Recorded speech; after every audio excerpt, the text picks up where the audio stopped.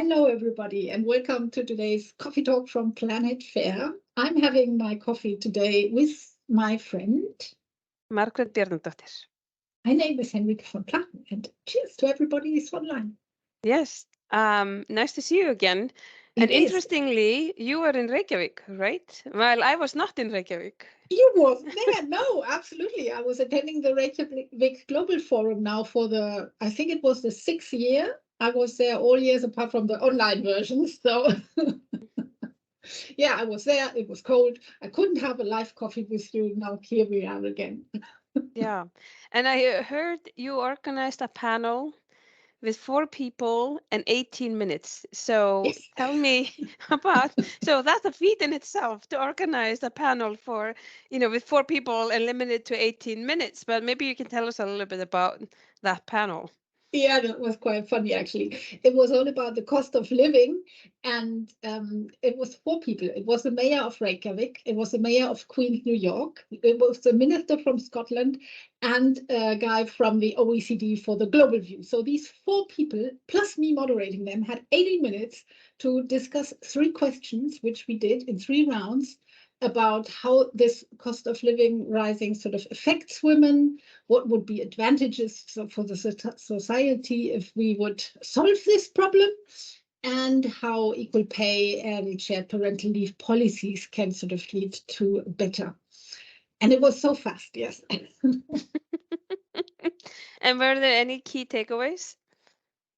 Well, I had hardly the chance to listen to the 4 of them while I tried to keep them in time, but for me personally, it was like same as always. Of course, it affects women double because, I mean, we already have the lower wages, plus then the costs rise, so we have a double effect. Of course, if we would have half of the population of the world gaining more money or equal money, the societal advantages would be huge. Business would be better. So many things would be better. And in the end, if you look at policies on equal pay and policies on shared parental leave and other policies, I think one thing that everybody knows is policies are good. We need them. We need more of them. We need everything 50-50. We need it shared, but it's not the only solution. So that was a very short version, but I think we should share the link so people can look at it, because I know the whole thing is recorded and it's online. And it was 2 days full of these short panels. So I really enjoyed the shortness of it. Let's say it that way. Perfect. So it sounds like it was same, repeating the same message again, perhaps for the 6th year in a row. So, and we will link to that panel discussion, but maybe you can then tell us what was the most memorable, like what stood out over the 2 days. What is the most memorable to you? As I have been really to many conferences, I hardly ever keep the topics in mind, I must say. Memorable were 2 things. One thing was that actually the shortness of the panels makes you listen or dive into topics where you would normally maybe not even go into the room, because you think, an hour of something doesn't really interest me. And this way you stay and you learn more things. And for me, most memorable was a panel or leaders talk, it was called, where they had, I think it was 6 C-level women CEOs from Icelandic companies, from energy companies, flight companies, and different companies. And they told their personal stories of how they got to these positions. And the stories were so diverse and so true, and so non-standard CV ways, like you would say, oh, you have to do this, study that, and then you are 5 years whatever, and then you end up being CEO. No, they were like from very different angles. And I really enjoyed that, because it gives you a sense of these are normal people, which of course I know that they are, but still it feels so good and so natural when you hear the stories from a real life perspective, let's put it that way. So for me, that was the most enjoyable part. So it sounds like we should link to that discussion as well in the comments below, right? I hope we find that one, because that was a leaders talk and I'm not 100% sure if it was recorded, but we will find out. Awesome.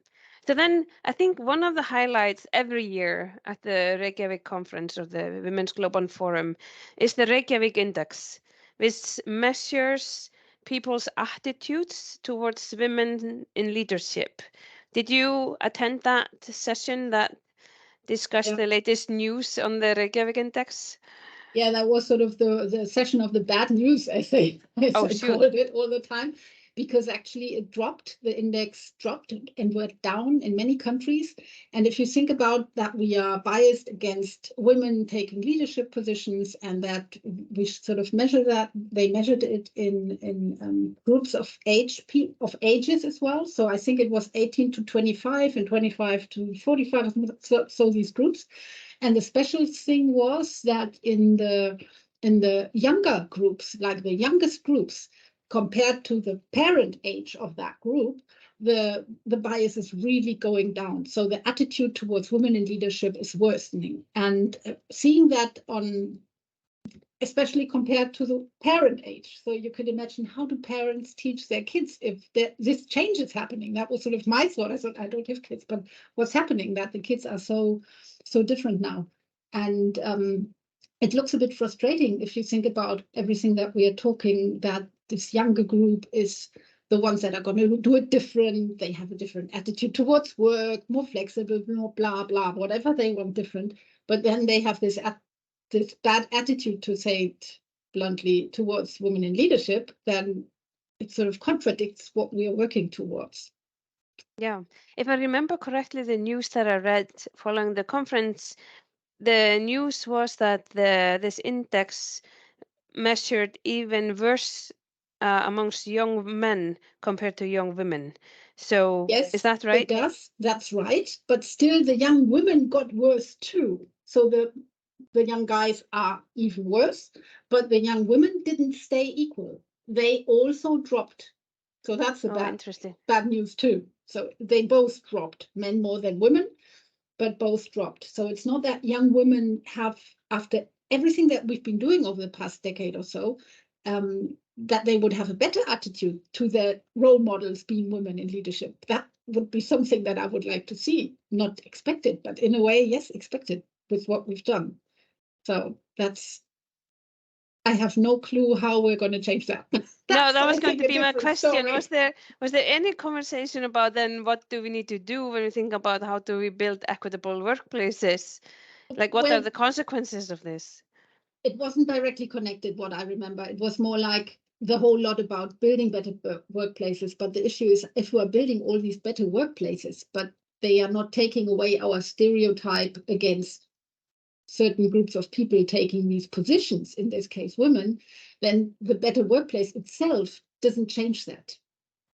That's sort of where I think you have to do something to get, I would say, more role models in those positions, and normal, better connections, maybe like with these C-level women that connect to younger women and men, and they figure out that these are people that they can talk to. Maybe this way you get away from those stereotypes that you have, not just by making a nice workplace with a good view and free coffee or something like that. That won't help you with the stereotypes, in my opinion. And with that, I think we're at time. Oh, yes. We definitely are. Thank you very much, Margaret. I think there's some more stuff in this topic. Cheers. Cheers. Bye. Until next time. Bye. Bye.